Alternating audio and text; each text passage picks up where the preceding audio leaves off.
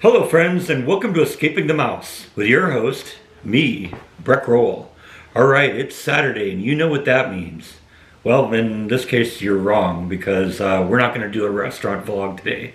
It turns out that in a town of 136,000 people, there are only so many restaurants that I can hit. And so I think starting effective immediately, we're going to not do those as frequently. And it turns out there's something else I'd kind of like to do today anyway.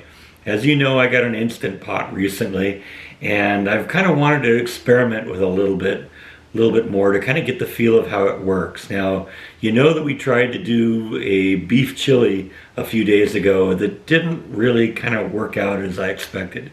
It turned out to be more of a soup than a chili. But I've been kind of looking around, and somebody mentioned in the comments section today on that video that I should try doing mac and cheese. And I love mac and cheese, and I've just kind of, ever since I read that in the comments this morning, I've kind of had a craving for some of that. So I looked in the recipe book that I've got, and there are a couple of recipes for mac and cheese, but it seems to me they may be making some of the same mistakes that they made on the chili. So I actually went to YouTube and found a couple of interesting mac and cheese recipes. I'm not going to go specifically with any one of them, but I'm going to kind of combine bits and pieces from one and another just to turn it into a Franken recipe, if you will. So let's get going with mac and cheese. Alright, so here's the ingredients for our mac and cheese.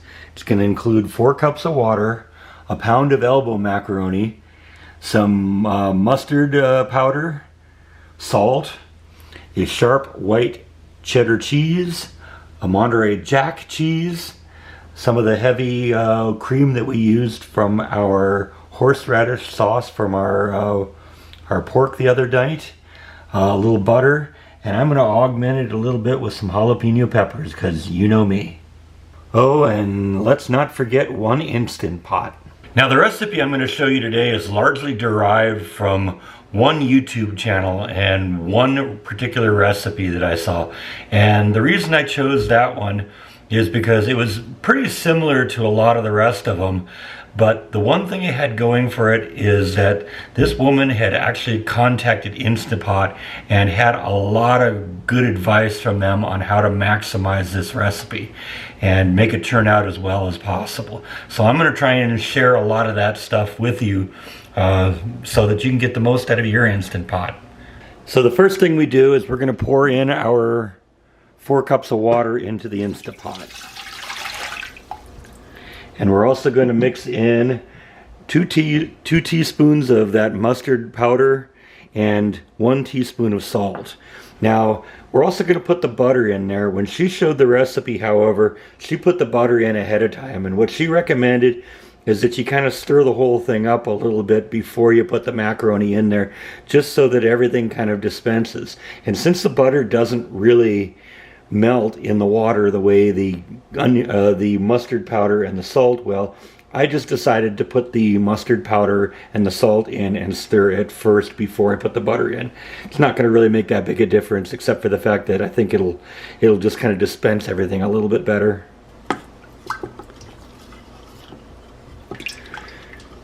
Just helps if you don't have a big chunk of something in there that isn't melting, it isn't mixing in.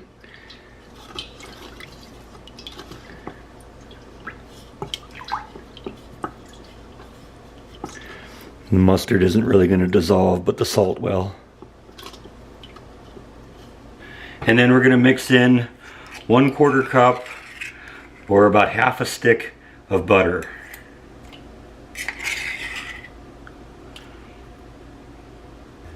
Like I said, the butter isn't going to melt very well. It's just going to float in there a little bit. And then the recipe says, pour in the macaroni.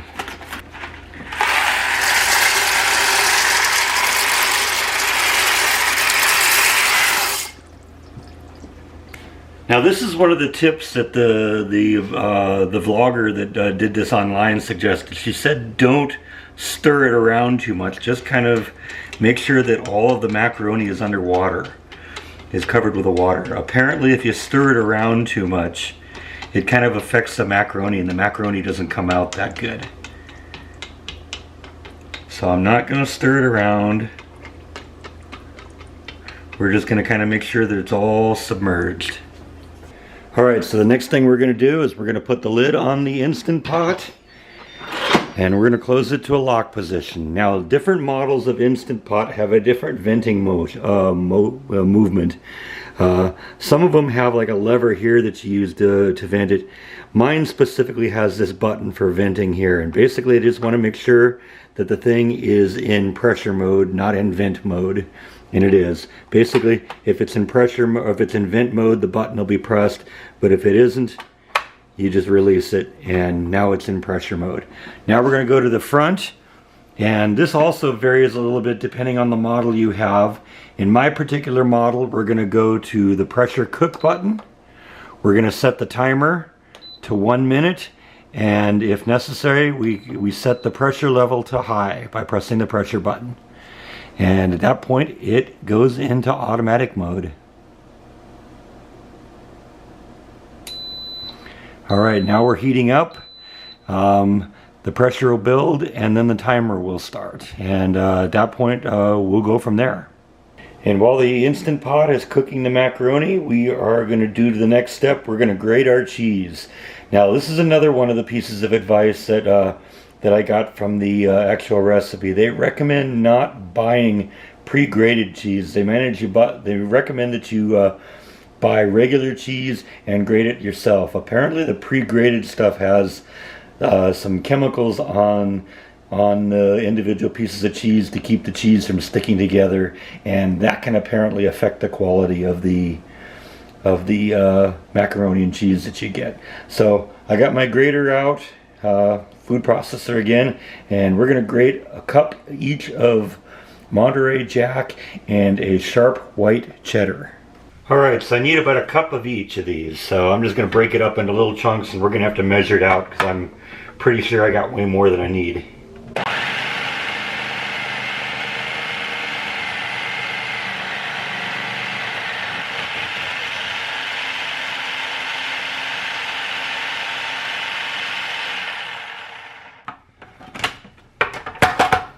Fortunately, I love cheese.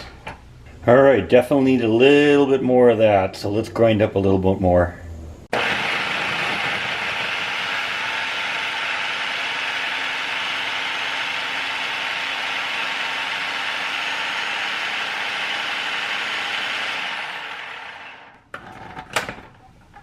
Alright, that's better. That's a cup of Monterey Jack cheese that's been shredded up. So I'm just going to pour this onto a plate here so we can keep it separate. And I'm going to do the same thing with the cheddar cheese. And in goes the cheddar cheese.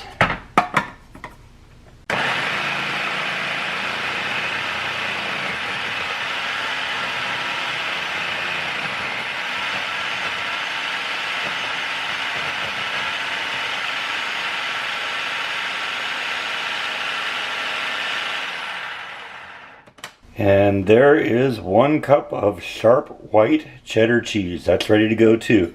So I'm just going to put that onto the plate here right next to the Monterey Jack. Now that's ready for when we're ready to use it. Oh, and we hit pressure a couple minutes ago, so the macaroni is cooking. In fact, there you go. It just finished. Now what they recommend you do is you let it vent down automatically for might be 10 or 15 minutes. They say that that works best rather than venting the pressure quickly. Apparently with pasta, it has a tendency to foam up, and you not only do kind of destroy the consistency of the pasta if you vent it too quickly, it also tends to have all that foam come out of the top. So they just recommend letting it sit for about 15 minutes, and they say it'll vent naturally. It also, they say, gives a chance for the pasta to absorb all the rest of the water inside of there, because ultimately when we open this thing up, there shouldn't be any water in there. It should just be pasta. Okay, we're about 24 minutes after the cooking time has ended, and the little button just vented. So I'm going to actually press the vent button just to make sure all the pressure's out of there. And it is, so we can safely lift off the lid now. And there is our mac and cheese ready to go. Now we're going to keep the Instant Pot in keep warm mode just so it kind of keeps everything warm while we're cooking this. But what we're going to do now is we're going to start mixing in the cheese and the heavy cream. I have to admit that I am encouraged that everything I see happening in my Instant Pot is exactly what I was seeing happen in the video. So that's good news. Now what the next step is, we just hand apply a little of each of the cheese. And then she actually put about half of each pile of cheese into the pot. Just kind of mix it around. And then we're also going to add about half of our heavy cream.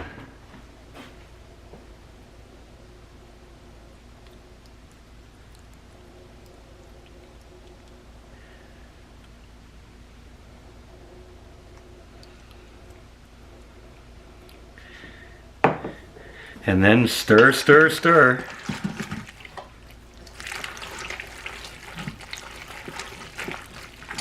Until everything's nice and mixed in here.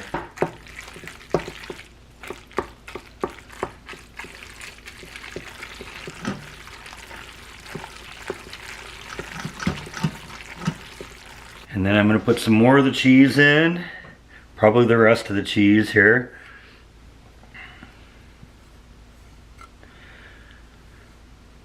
The person that actually did it on the video actually left a little bit of the cheese out, but that's just a personal taste thing, I think. I am not going to do that because I like my cheese. And I'm going to pour the rest of the heavy cream in. Now I'm going to put something that's an option on the recipe, and that is that you can use a little bit of cream cheese as well if you think it needs to be a little bit creamier. She didn't do it on hers, and I don't really see any reason to do it on mine either.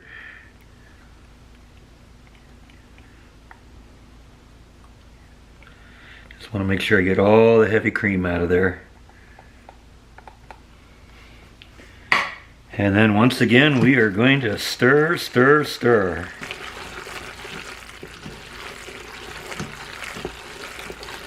Now some recipes you pointed out, people use like mozzarella cheese. She kind of recommended staying away from that because the mozzarella cheese, she says, tends to get a little stringy. It may look like it's actually a little stringy here, but that's actually kind of, it's very liquidy, so it's not going to quite be the same thing.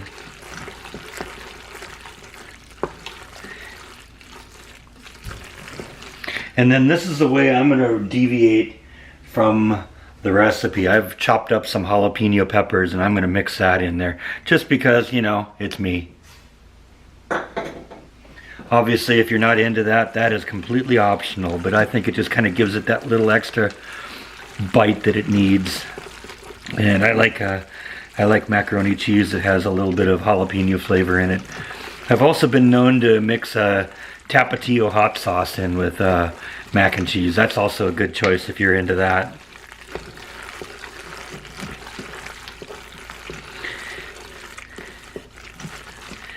One of the things I learned when I put the jalapeno peppers in the so-called chili soup last time was that cooking it with the chilies in there just kind of basically cooked out all the flavor of the chilies, and I couldn't tell the difference between the jalapenos and the bell peppers when I got to the point where I was eating it.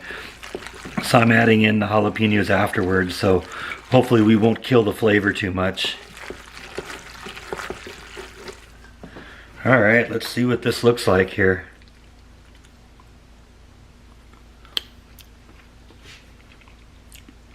That is really good. Alright, so I'm going to let that just kind of cook for a little while because I also want to cook a vegetable to go along with this, but that is pretty much done. So I'm just going to kind of let that stay on a warm heat for a little while, and we'll come back to this. Alright, so I got some kind of fresh green beans that I'm going to cook here, and basically they have to be cut up, so I got the water heating up on the stove.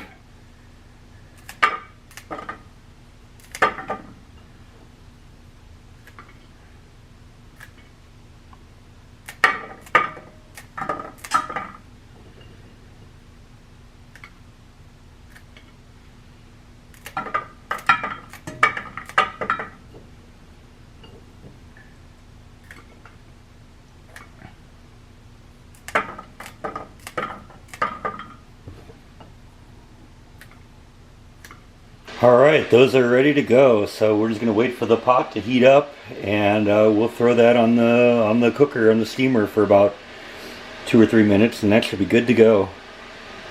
All right, our water pot is boiling. I'm gonna turn down the heat a little bit on this, and let's put our green beans on and cover it up. This will only take a couple minutes. All right, we're about ready to go, so let's dish some of this out. So I can already tell that this is going to be a lot better than the chili soup that I made the other day, because it came out exactly like the recipe did on the video. It looks good, it smells good. It is good. Yeah, no complaints about this at all. This was a good recipe. My first real success on the Instant Pot. So yeah, I'll definitely put the recipe up online for you guys to check out. Like I said, I put jalapenos in it. You don't have to do that if you don't want. That's just a personal thing for me. But this is a really good cheesy recipe, and I have no complaints whatsoever. It's really good. So thank you as always for watching, and I will see you next time on Escaping the Mouse. Bon appetit!